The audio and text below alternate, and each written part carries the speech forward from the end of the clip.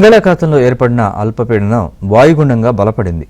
ఇది విశాఖపట్నానికి తూర్పు ఆగ్నేయంగా 360, గోపాల్పూర్కు 360 కిలోమీటర్ల దక్షిణ ఆగ్నేయంగా, పూరికి 390 కిలోమీటర్ల దక్షిణంగా కేంద్రీకృతమై ఉంది. ఇది ఉత్తర వాయువ్యంగా పయనించి గురువారం ఉదయానికి తీవ్ర వాయుగుండంగా బలపడనుంది. ఆ తర్వాత వాయుగుండంగా బలహీనపడి గురువారం అర్ధరాత్రి లేదా శుక్రవారం తెల్లవారుజామున గోపాల్పూర్, పారాదీప్ మధ్య పూరి సమీపంలో తీరం దాటనుంది. దీని ప్రభావంతో బుధవారం కోస్తాలో పలుచోట్ల వర్షాలు కురిశాయి. అనకాపల్లి జిల్లా మాడుగులలో 7.35, గాదిరాయిలో 5.17, శ్రీకాకుళం జిల్లా పలాసలో 4.05 సెంటీమీటర్ల వర్షపాతం నమోదైంది.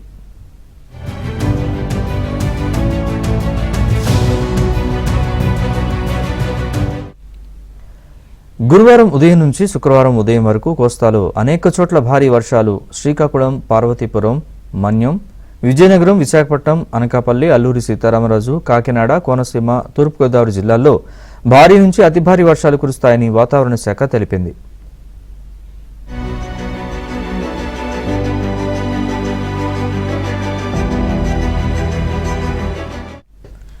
శుక్రవారం ఉత్తర కోస్తాలో ఎక్కువ చోట్ల వర్షాలు, అక్కడక్కడ భారీ వర్షాలు కురిసే అవకాశం ఉందని పేర్కొంది. సముద్రం అల్లకల్లోలంగా మారిందని, మత్స్యకారులు చేపల వేటకు వెళ్లరాదని హెచ్చరించింది.